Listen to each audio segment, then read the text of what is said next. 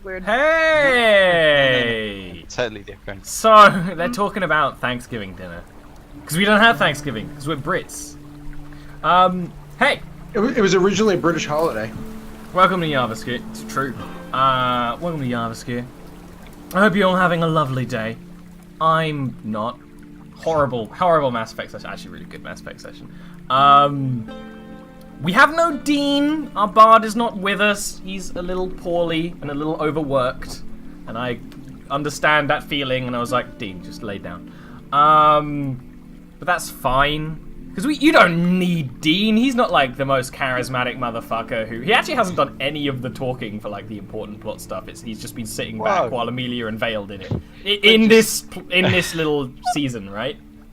You're not wrong. He's done a lot of mediating between Amelia and Vale. So basically, what's going to happen is he's going to come That's back true. and the entire party will have fallen apart. Also, more importantly, there's a different doggo behind you. Unless that's Penny with the haircut. I don't... You're muted. We want to hear about the dog.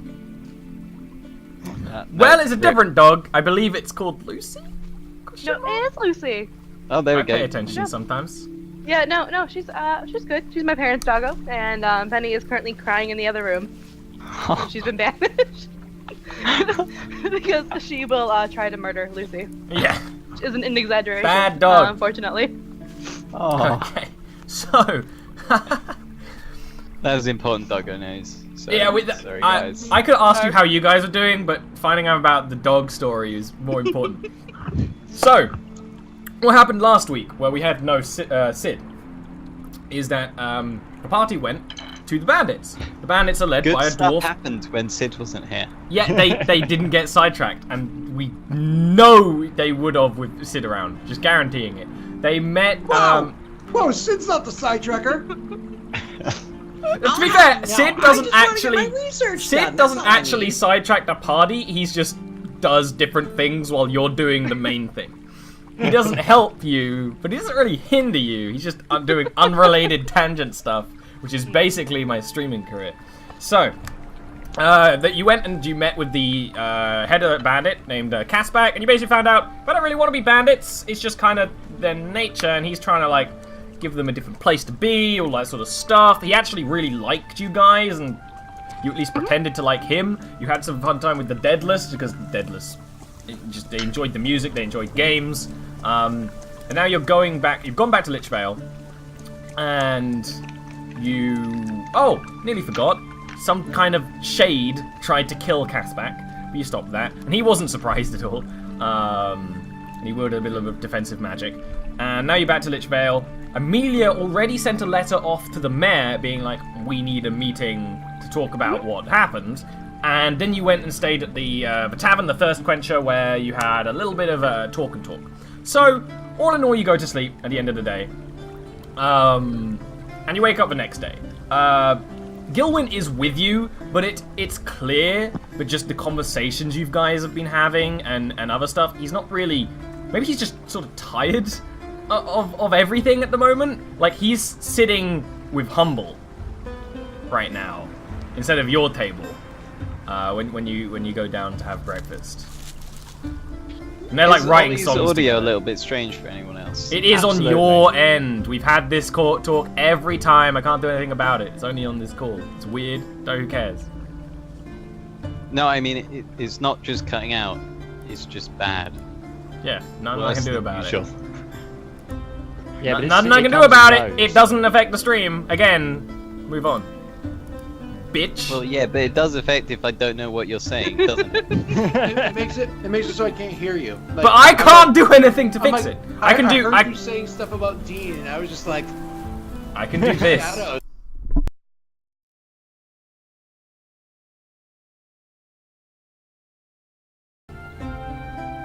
Unplugged the wrong thing when I did that. Ta-da! That fixed it.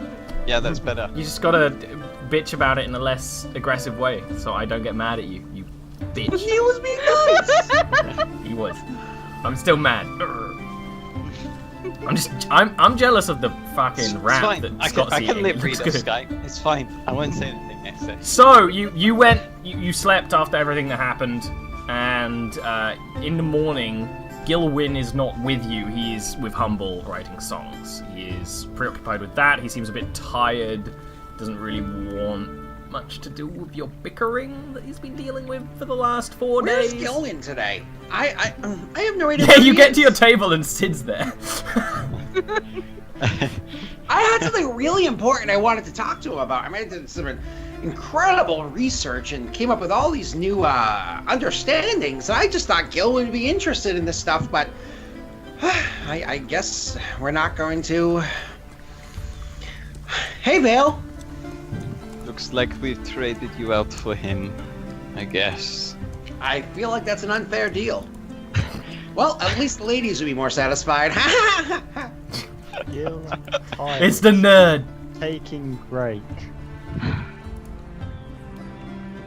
Well, you know, I missed you guys. Sorry, I was a little distracted. I was, like I said, working on things. But anyways, anything interesting happen?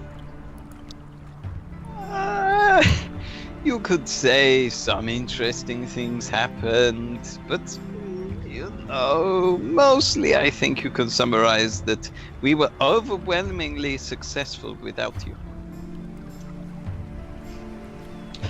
How's your armor treating you? Oh, very good. Very good.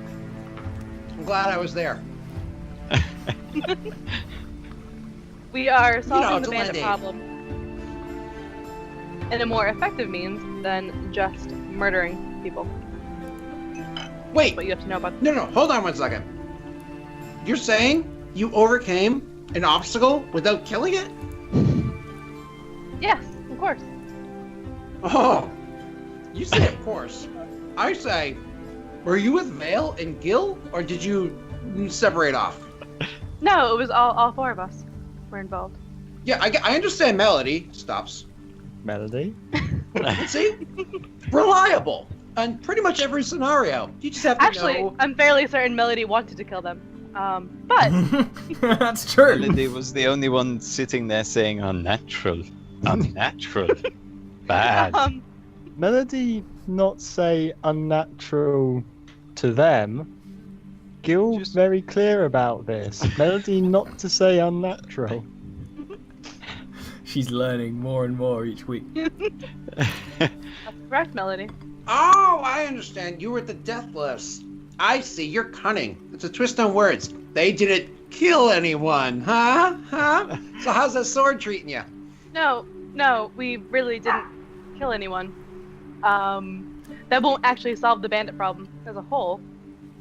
Wait, now I'm confused if you're lost in your own joke, or if you actually mean like there wasn't an engagement that involved twirling metal sticks. No, we're negotiating peaceful terms with them. Well, there was that one time with the twirling metal sticks and the shade and the wind Well, yes, and we were attacked on the way back. the fire. It seems that other forces have interest in the Deathless as well, and would prefer them to be violent. And defended yourselves. I get that, but hold on. You are honestly telling me that Vale and Gil went into a negotiation and spoke the entire time. But Yeah, it went very well. you Actually, see, I thought we were going to have to kill at least a few of them, but no, it went very well. I am the so odds happy were very that you- bad for a fight. They outnumbered us quite badly. Listen, I've been thinking this entire time that we were pretty much just going to have to walk into every scenario and just murder people because that was just the way the elves do it. But apparently, Vale has some sort of self-control. And then he looks at the outlying fact, because whenever you do a scientific study, you always have your control and then you have variations. Then he stops and he looks full on at Amelia and he's like, something tells me this reaction came from a new component being added to the equation. For fuck's sake! Oh, jeez. You can always see the cocks, the stuff ticking in his head. He's got cocks in his head. That's the joke. He's like a Teletubby with the big old bling. Speaking of added components, if you don't mind, I would like to examine those healing potions you purchased. You really shouldn't just take anything that you buy. Just want to make sure they're actually pure and nothing added to them in any way. Oh yeah, I can look things over if you need me to. That's fine. Oh, I was offering to do it myself, but of course, if you'd like to Oh, help me. look, wait, hold on. You're asking to look over my potions? No, not you. And so she would turn to like Vale. I guess she said that. Oh, I'm so sorry. I thought you were talking to. Oh, thanks. I can look over your potions as well if you'd like. Trust me, you are already doing so much for us. You just do what you're doing. I'm impressed. Sid, sometimes. When you say Sid and he looks at you, he tosses you like a. Sometimes I think you're more awkward than me. Bale's gonna reach into his bag and pull out 2 little tinkly healing potions and be like, "Well, if you think so, but you know, if they aren't legitimate healing potions, maybe we'll go back on that not murdering, eh?" And hand them over. So I'll look over them. I'm just gonna identify them. Oh, that's cool. Sure. Maybe They are healing potions. They're a Random, little like, watered vanilla down, Ah, really? but not a lot. So I'll actually inform you of this. But standard for what you'd probably find in town like this. Yeah, that I think that's exactly what you would come at because I mean, it's like standard for like for like a random alchemist in a city. They just need to make their brew last longer, you know. However, if perhaps Melody were to help me, I could make them stronger at some point. The fact Melody might has not last long. supplies, potion, binding forest, can make good potions. Oh, they're fine. You just gotta add a numbing agent in there. Works great in the moment. See, all you have to do is really put them under appropriate fire, just enough to kind of like, steam away, sizzle down all the extra liquid that's in there. You don't need that. Probably like 145 or so. No. Like a reduction. Reduction. Okay. Exactly. And then when you do that, all you do is just add in some really high, what's the word I'm looking for? Proof. Some really high proof stuff. Just throw that right in there and, you're down for the count and then you're up for the night, if you know what I'm saying. So you're telling me you could make these taste more disgusting? What does flavor matter if you're, not dead? To be fair, Vale, your mouth's still a little numb. I'm just not gonna give Scott context on that one. Oh, I listened to as much of last session as I could, so I get it. So he's like, It's when you're about to open your mouth that someone walks over. Clearly, they don't belong in the thirst quencher. The thirst quencher is full of mercenaries and travelers. And this guy is not noble, but maybe like an attendant or something. He's wearing okay clothes. They're okay clothes, but they're not dirty, so you can kind of tell he's not really meant to belong here. He's like, you, Amelia and party. The mayor does want to speak with you today, before noon if possible. She has made the arrangements to have other people present in the meetings. Works perfect for us, thank you. He wanders off. He goes to the bar. Job Speaking of done. which, Yeah! I need to replace my clothing because it's quite singed. I was going to say it's not really appropriate for formal attire. Thanks, Vale. Appreciate that. No, not anymore. It was, but it's No, that's it's fine. burnt. Yep. So clothing-wise, if you go out into the town, you probably would be hard-pressed to find formal clothing here, like actual fancy wear, but you probably I'm don't not too want particular that. about it. You just Yeah. want clothes, and there's I will say- The shop. Sell me clothes.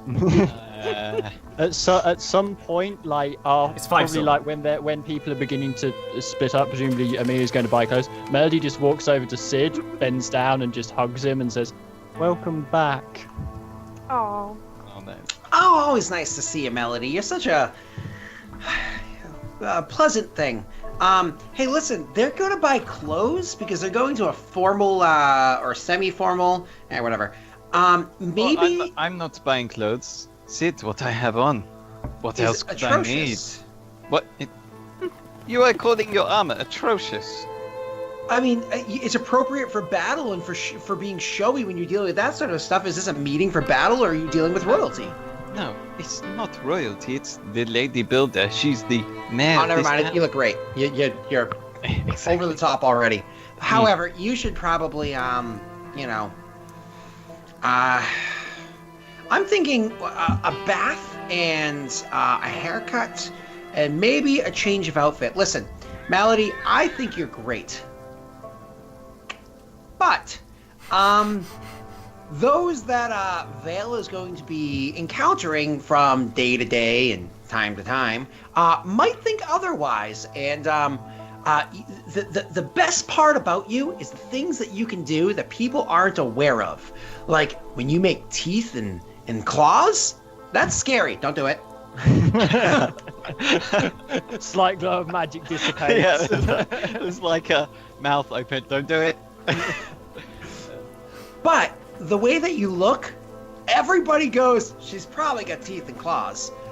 If we change that, we could, you know, I'm just saying that sometimes the element of, you know, when you go hunting, the deer isn't aware until the arrow is fired. Hide and hunt prey.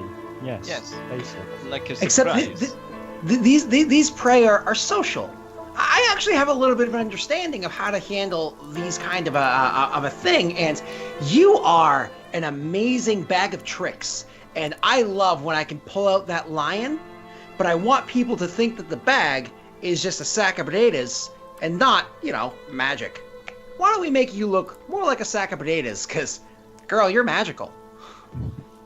Melody looks to the side just for like probably a few seconds, not actually saying anything, and then looks back at Sid. She's still crouching down next to him actually, and just says, "Melody, help friends with this."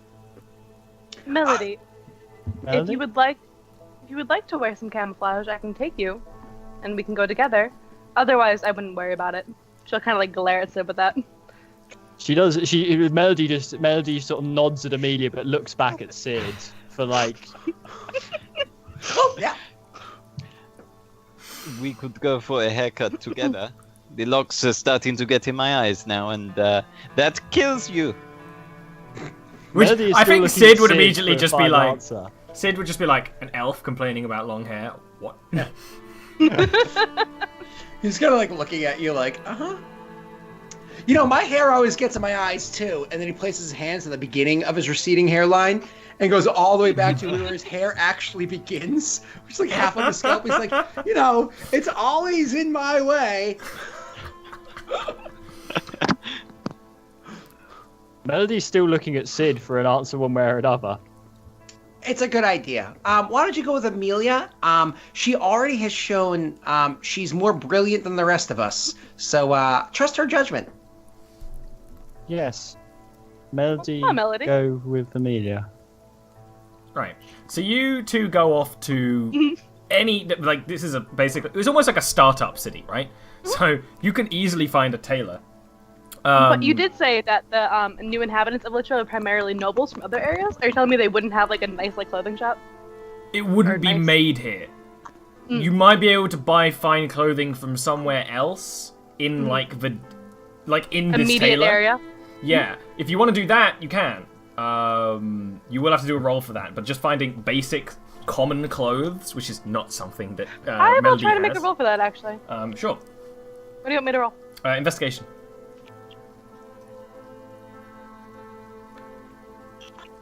Now, to be fair, to be fair, you are not used to a city like this. It's really flat.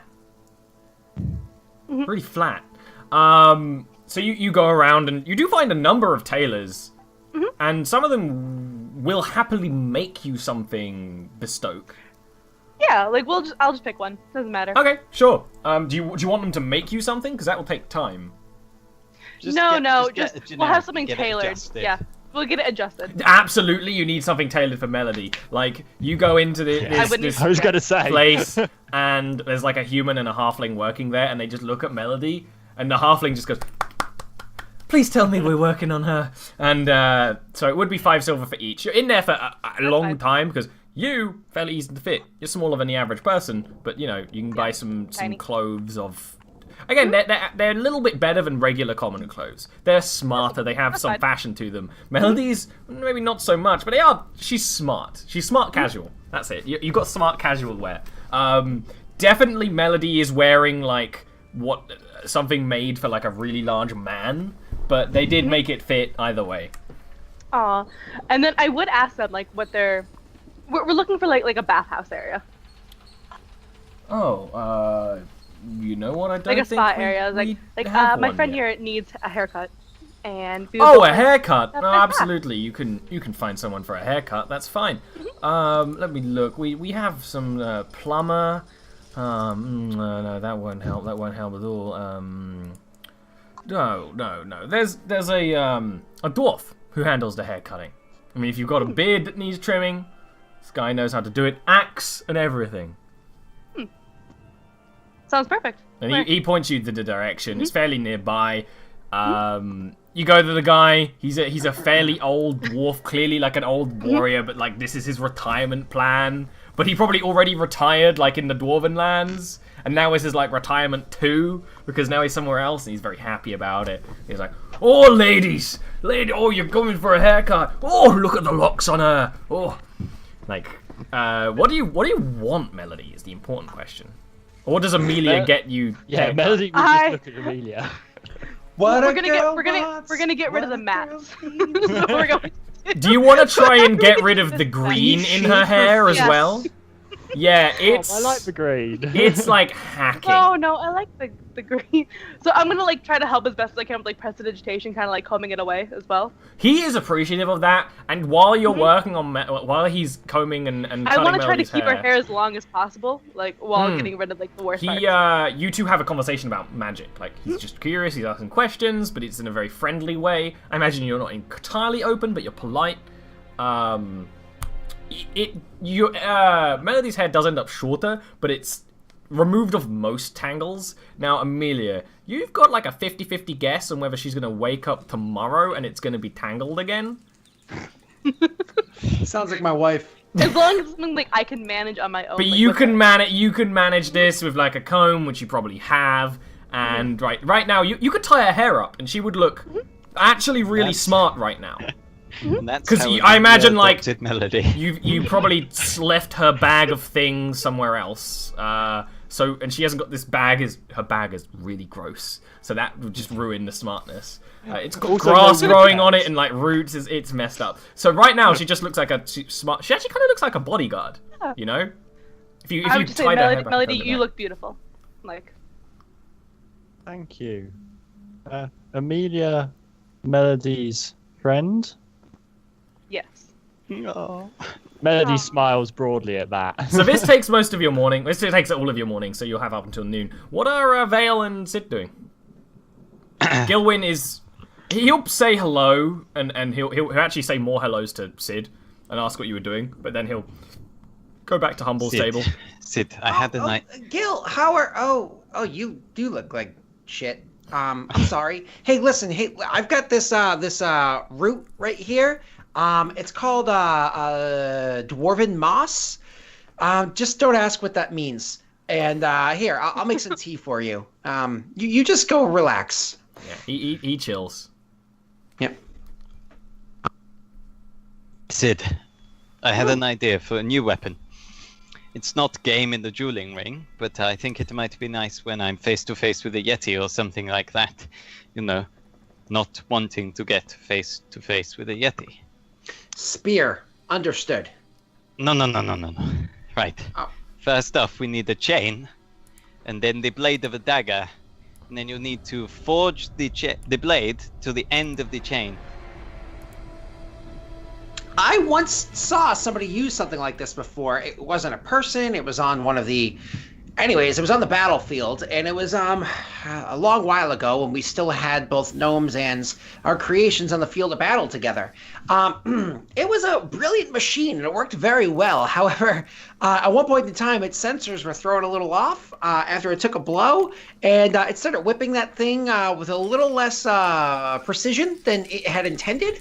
And, well, there were casualties on both sides. So, how long of a chain are you thinking? Because I don't want to be anywhere near you. Well, 5 foot maybe? That sounds like a pretty large area for you to be, you know. Amelia's not the kind of person that's going to get up there, but you could slice and dice. I mean, Gale is only so, you know, only has so much meat on his human bones, and Melody, well, she can handle it, but she might not appreciate it. I don't tend to fight standing next to others, which is why I've considered this. Usually I tend to have the room to swing it around with, well, only enemies to be hit. You say that, but yet time after time, we're all in pretty close quarters, and I have to go out of my way to get out of the way. So I'm not saying no. I'm gonna like put his hands on his head. Fine, I want to use it next to you then. You pay me, and I will gladly manufacture what you're asking. I'm just saying that it could come at quite the steep cost. Well, I mean, you probably don't need both eyes anymore, do you, Sid? Think about it that way. You have 2, you can afford to lose 1. I'll have you know, I have 4 and sometimes 8. Thank you very much, and I'm proud of that. And, you know, spectacles with, like... Vale gives him... Right. I will do it for you. As I said, I am here to assist. Just, understand that, okay.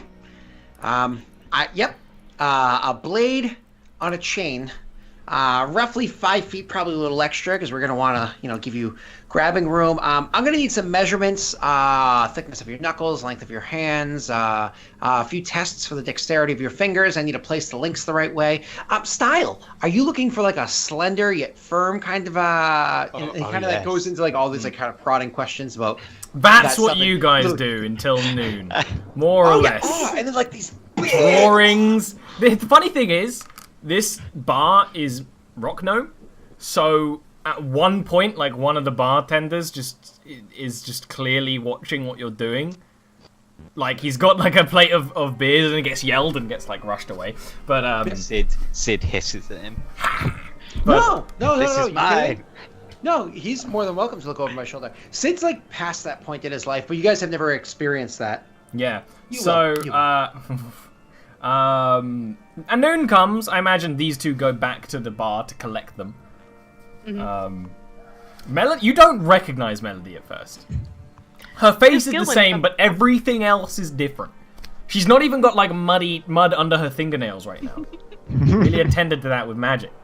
She's probably walking a little bit awkwardly, a bit unfamiliar. She's never worn like trousers before. Yeah.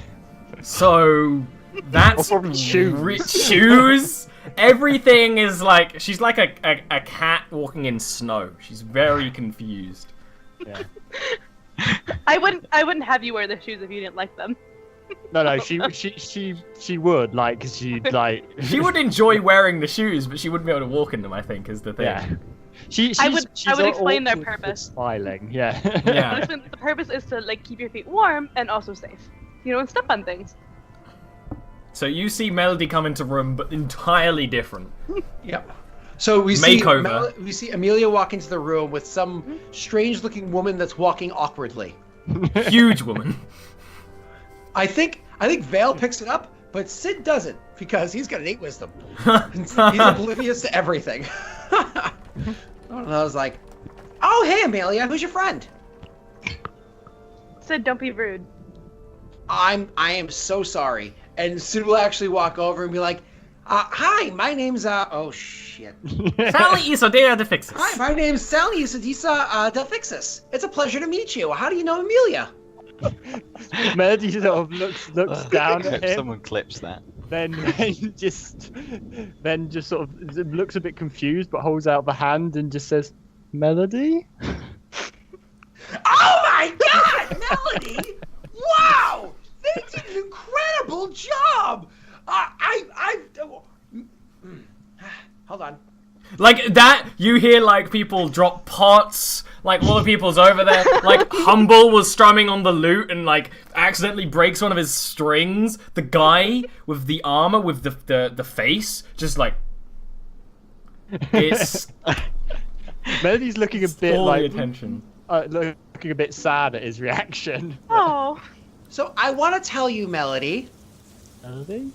that you were given a very specific task, and you succeeded to such great lengths that you've even confused me, and you and I are very good friends.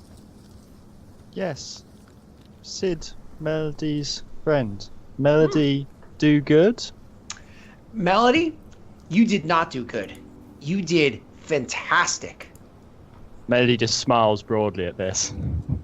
And I'm gonna give like a nod of appreciation and surprise, and just like, whew, to Amelia. I'm just like I'm literally looking at Amelia in a new light. Like, wait a second, Melody looks fantastic. Vale didn't kill anybody. What is going on? Now, luckily, Sid didn't see the many arguments. Right? Yeah, the counterpoint to all of this. Listen, this is why you don't videotape your wedding. Because you get to look at it and only remember the good parts and don't have to have proof of the bad stuff. Makes sense. All right. Well, should we go and see the mayor now? Now that Melody is looking so presentable. She'll kind of like look at you like that, like, really, that's the word you use? Sid does not say anything. He just... Melody just basically ignores what he said. Good. Or is he still moping? Gilwyn is still Gilwyn is now like fussing over Humble, trying to fix his loot. Because he knows that the loot got broken because of Sid and feels bad. Melody casts a full-on glance his way. But... Oh, Gilwyn like gives you a nod and a smile, and you'd actually probably come over and be like, I'm not gonna do a Dean impression. It really crosses my mind. All you have to but I do can is only a do northern England accent. You can't pull up your own regional accents? No, then there's a No. lot of different northerns. No, there's a lot of different Norvs in I could be England. like, hey up, lad. But That country's the Oh! size of not. Rhode Island. It's Exactly. a lot more complex. There's more to it than that. Yeah. Sid's small, yet there's much to do with him. I was kidding. Rhode Island's like the size of London. I was So, kidding. Seriously? we no, but he it's goes small, over to very Melody small, and would right? tell you that you look great and all that sort of thing, and be really Yeah. happy and all that sort of stuff, and that you make Okay, sure come on, Amelia don't looks push past after this, like, you. They hold hands. Aw. There's a moment. They stare into each other's eyes. He actually gets this moment of realization and runs off to strum a little song for Melody. Who knows? Strum Maybe he off. is inspired. We'll see. But yeah, he basically says to Melody like, "I'll leave you to look after Amelia," is what he says to you. Melody Loud enough that and Amelia can Amelia. hear. Yeah. Amelia, Melody's friend. Melody, protect. Oh. And then you head off to the mayor's. You head off to the mayor's. It's a little bit away. It's up the hill, all that sort of stuff. The town is just about the same amount of busy as it normally is. When you actually go to enter the mayor's, it's not quite as hot as normal, so like not so many of... I'm just knocking all the things over while I get my notes. There's not so many things... not so many doors open and like windows open and shutters open. In fact, actually, when you go to open the door, I imagine Vale opens it and someone like rushes out before you can even like step forward in a very rude gesture. And this person, I don't know, they look a little... They don't look like they belong here. I mean, they're a human, but their skin is just way darker. And I don't think any of you have... Vale would have seen people with that sort of skin tone. So they would be a little racist and just be like, oh, you probably... Maybe you aren't Lichvale? But then again, Lichvale is a bit of a melting pot. So I don't know how surprised you would be. But he also does not fucking apologize for like stepping how into dark Vale. we talking here? Are we talking like mongrel from Bilgeweight dark? You can give me an from insight traveling. roll. You just don't know that well, but if you give me an insight roll to work out where he's from, that's fine. Yeah, I'll give you an insight roll. Oh, it's a she, actually. It's Tron or the Cardinal Isles. The far-off islands have people that look different. You know that. You've met some as pirates. You don't know the details. Somewhere far away. He kind of like actually has eye contact with you as he sort of bumps into you and then just keeps walking. She.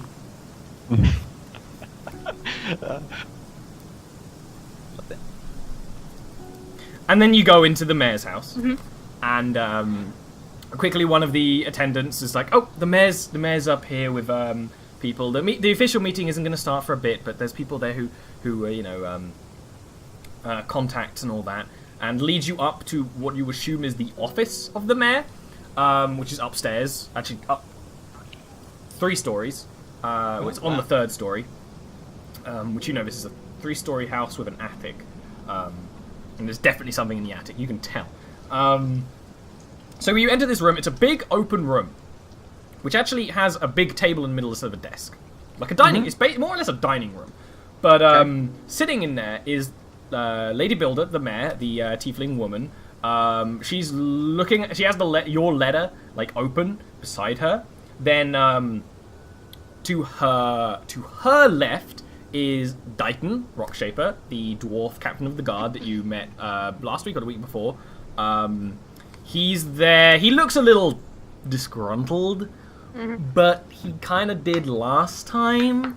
And he also looks like he's not smartened up or anything. He looks like he's annoyed by all the formality. And actually beside him is... It takes you a little bit of moments to realize they're a deadless, because they're one of the ones that look almost completely human, aside from just they look like me. They're just pallid and like sunken.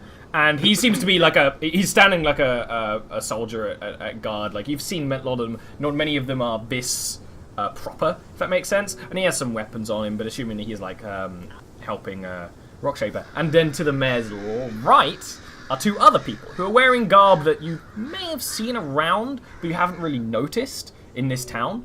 They're wearing like robes, but they're made of like a leather that seems to be sort of... It's coated in something that's made the leather turn a little green. It's not like it's dyed green. It's like a sort of accidental mottled green color.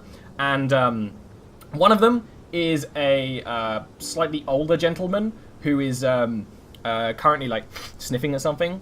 He's got like a little very ornate sort of like china box. And the other... The people who are attracted to men just... You notice him first.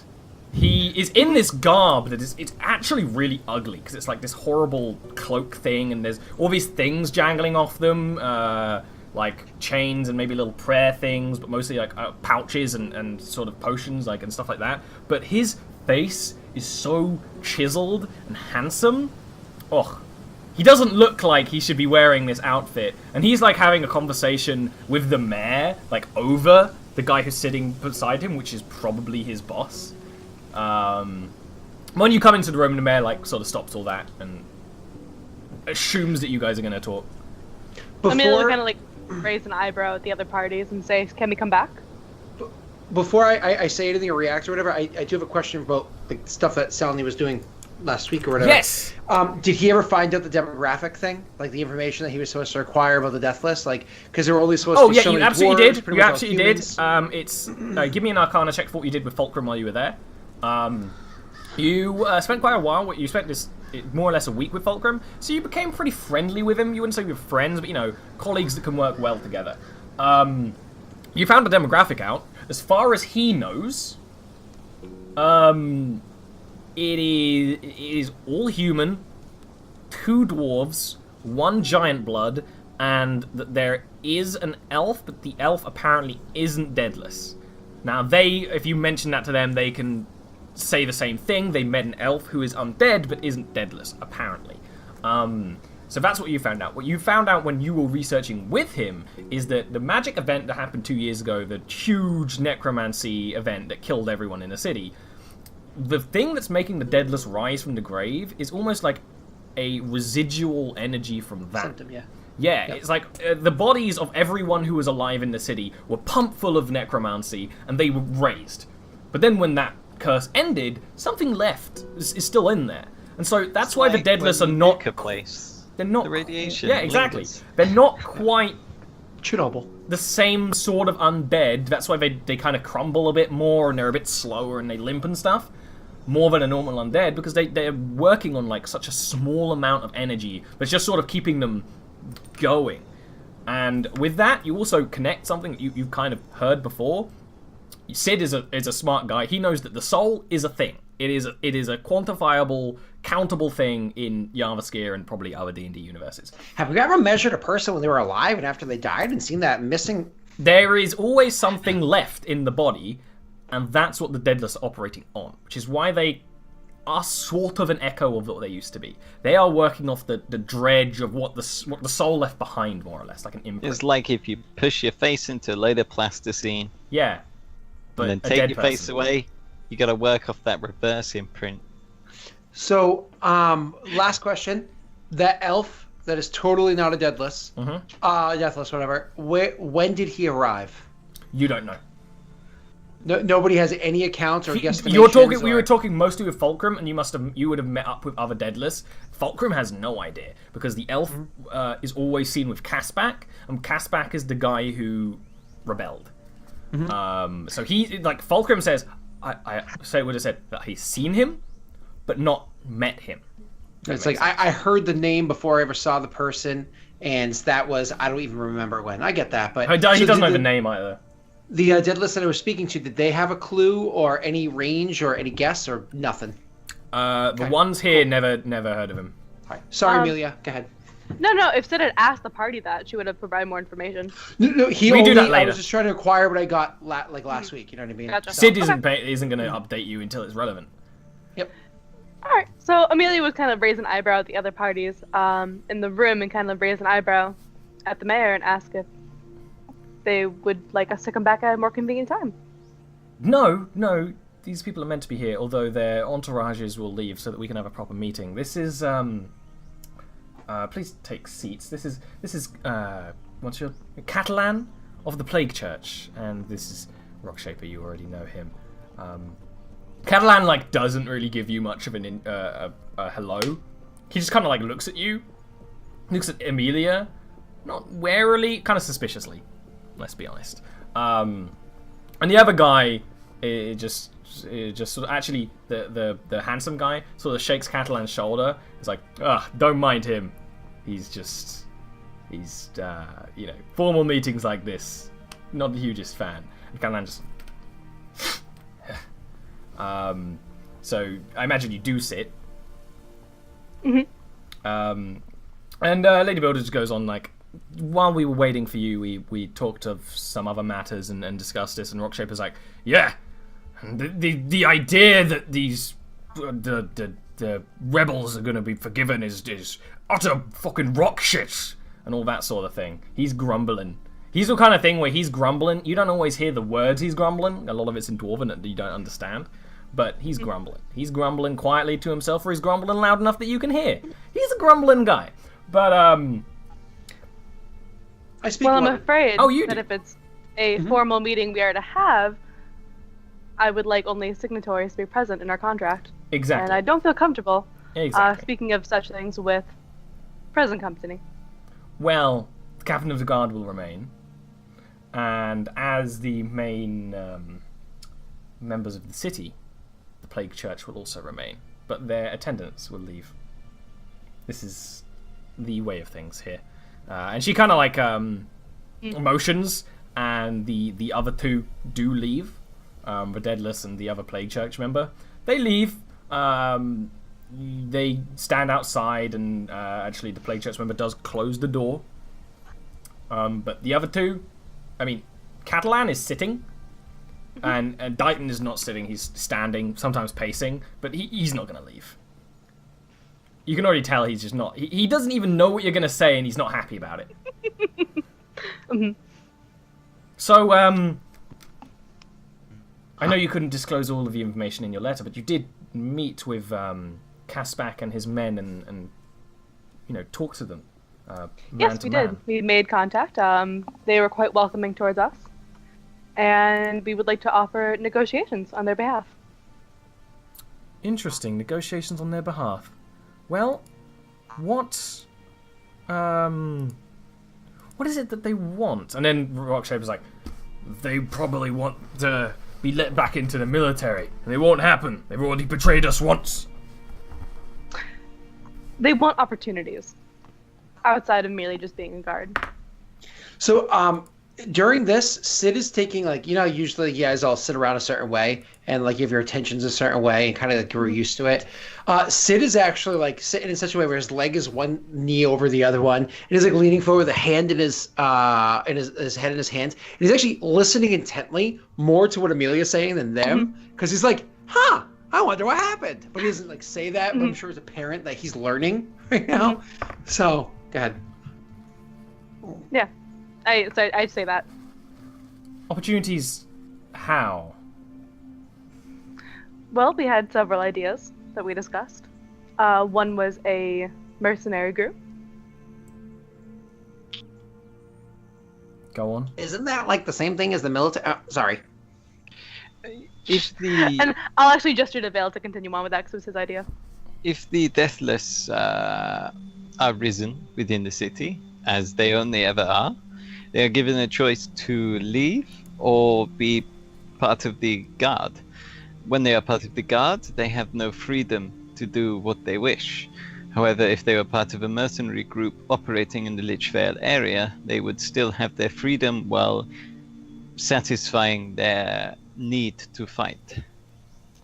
And this would be freedom with restrictions, of course, set by you. It's she nods. It's Catalan, the head of the plague church, who kind of like he sniffs the thing in their box, some kind of smelling salt or something. Like, well, that doesn't exactly. I understand why you want this. The need of the deadless is a borderland addictive one. They need to fight. This would satisfy that need, and perhaps give them the full sort of freedom that they want. And Rockshaper just like, no, they should defend the city. It's what's right. They're the ones that broke it. They're the ones that fix it. With all due respect to you guys, this is not something that we want.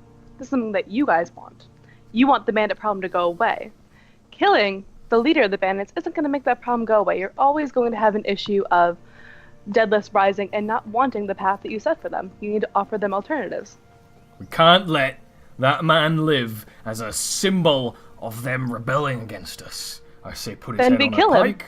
and you have the same problem, whether No, it's yeah, a week you- from now you- or a year from now. You say that, and Lady Builder's like, exactly. Killing him is just a problem for another date. This isn't... And honestly, Castback seems willing to work with us, so we should take advantage of that. He's willing to work Kasbak with us. seemed to be a fine gentleman. One who is leading the deathless away from a potential darker fate, which we know very little about. Two. But worse than what they are doing now. You say that, and you know your insight rolls. The Catalan perks up a bit. It's like, what kind of darker fate could be awaiting the deadless than simply being part of the military that they have no desire to be a part of? There are extraplanar entities trying to sway their ranks towards the darker purpose. What? Interplanar there are entities! Are you kidding me? That is a marvelous suggestion that we didn't even consider. We didn't even consider manipulation from an outer plane, aside from perhaps the Shadowfell and that sort of thing. That is an extremely curious idea. We'll have to get one inside of a cage and study how this effect happens. I completely agree, Master Gnome. In fact, I have a cage perfect for just such an occasion. And we need a tub This is why I to was saying, submerge the Amelia. water. Another one, fresh water, salt water. I thought Ooh, transparency I have this amazing best. solution, huh? It was a noble goal. Lady Builder just sort of lets both of them rant for a bit together, till going, if Deadless are willing to have the experiments done on them, as is the case already, the deals with the Plague Church and with Fulcrum, That's then right, they they're may be people. done. They must be willing. Of course. I'm pretty sure I have a standard drafted up experimentation. Sid, we're not going to be here long enough for that. But the larger point is, What? we should capitalize on this opportunity of them not listening to these extraplanar forces, and convince them that this is the way to go. If you lose a charismatic leader like Kazbak, who's pushing them in the right direction, you may lose them forever. That might be a good idea. I agree with you. One, let me just be clear. I think we should run the full gambit of experimentation to find out exactly what is affecting them, how it's affecting them, why it's affecting them, and in what way it will affect them, right? We should run the full gambit. And I totally have several ideas ready, as well as, of course, written consent agreements. Right here, I actually have 4 copies. I probably need more. Sid, but we can worry about that. Sid, you have a contract. Hold on. However, I completely understand with what you're saying, because you see, it's not the first time that something like this has happened before. As a matter of fact, and then I'm totally gonna give an example in history of where something like this has happened and it's been really, really bad. To aid them another in their whatever check. So holy shit, I 12 over the DC I needed to do. So I give you guys advantage and +2 on top of whatever check you need to make, probably persuasion, for this, using a historical event that Ollie will describe, or not. Nothing like this has ever happened before, Scott. Otherwise, this wouldn't be so much of a thing. But you probably use the example of tieflings not being accepted in society to the leader that is a tiefling, right? That's probably what you do about how tieflings should getting more and more accepted in the world, blah blah blah, that sort of thing. And she's interested, at the very least. She just straight up thinks for a bit and writes some things down. So you're saying, instead of the military, we have a mercenary band of deadless that will operate in the lands of the city. Indeed. But on their own jobs and duties. Indeed. And in the meantime, perhaps we could introduce them to trades, to new ideas, to new professions. The issue is that many of the wealthy and influential individuals who are setting up in Lichvale want nothing to do with the rotting corpses outside their city. And I am not one of them. I merely have to, by the way of things, represent their interests of not having deadless inside the city walls, unless it's Change will be slow, but it has to start somewhere. And they don't have to stay in the city immediately, anyway. We could. This city's predominantly human, right? Predominantly. Yeah. I mean, she's not wrong. Change is slow from your perspective. I mean, generational change is what we're talking about here. And I mean, I just want to be kind of clear with you. Generational change for, me, or I gesture towards Vale, it's a little bit different from yours, and yet we're very willing to accept that. I mean, 3-4 centuries is not even one generation for Vale, and sometimes elves change. It takes 5 or 6 lifetimes. This might take that for you. Luckily for you, only 3 or 4 centuries. Hey! The noble populace wouldn't have to interact with the deathless immediately. Lichvale is very large and has a very small population compared to what it can hold. We keep the deathless elsewhere for now. Okay. And slowly integrate them. Now is the time for your perception check. +2 with advantage. Some kind of crazy bullshit. Persuasion. Persuasion. Do you want me to roll with advantage? With advantage. +2. +2. +2? Because I was like, I'll it's just the roll it best. and we can add the 2. Yeah, It's the best feat for a support So character. +2, it's 20. It's really good for a support character. It's pretty cool. Yeah. So you say this, it's clear that even actually, Rock Shaper, the captain of the guard, is maybe sort of starting to listen. The head of the Plague Church just whisper something to the mayor, but it doesn't seem to be something antagonistic. I ate a lot of pizza a second ago. It's battling me. That's delicious. Thank you, Ollie. And I would also like to point out the long-term advantage of incorporating deathless into the city. They don't require any resources. They don't require food. They would only be a benefit to your city. In the long term. I understand that. I'm willing to agree to this with a asterisk that we are starting this. I cannot agree to everything all at once. You understand. I agree to talk more with Kaspak about this matter, and perhaps this is a really good idea. We could build them headquarters outside of the city limits, so that then the nobles still have what they have, and they could be a fine. They could have almost their own population and town out there. This could work. The nobles will quickly change their mind about not wanting to hire them if there are ever any other bandits operating in the area, or worse, a group of savage orcs makes their way up through the breach. And in the Rockshaper meantime- just nods at that and is like, no, they would be good against orcs. In the meantime, we would happy be to offer our services as negotiators between the two of you. They seem to like us, and it could be mutually beneficial. Where would we hold such a meeting? It customarily is somewhere neutral. Kaspak did mention he wishes for it to be on neutral ground. With the needs for it to be near, I'm not entirely Familiar with the area. You can maybe like look at a map she has on the table. Nothing nearby is the straight answer. What about the Copperbeard hold? Rockshape's like, oh, that's a good place for a neutral meeting. In fact, during the Dwarven War not long ago, that's where many of those meetings were held. They would be able to handle it. Of course, he just turns to Bear. You'd have to have your little group of errand people go and make sure they're aware. Something like this can't just travel by pigeon, you know. And she nods and then looks to Amelia and is like, that may be a good place to start on this. But for now, consider me agreeing.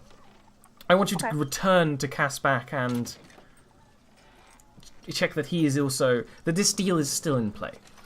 And if it's the case, we will talk about travelling to Copperbeard's Hold and perhaps starting some form of negotiations. Excellent. Now, about our payment.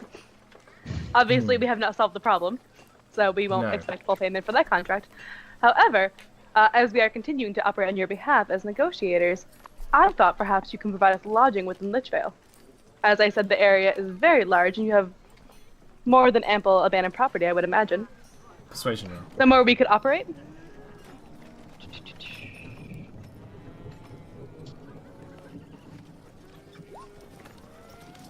She actually nods at that. Like, that seems like an entirely reasonable thing. You haven't done the job. You don't technically deserve payment. You're only starting to do the job, but you're doing it very well. So she does nod, and I can find somewhere for you to stay tonight, actually.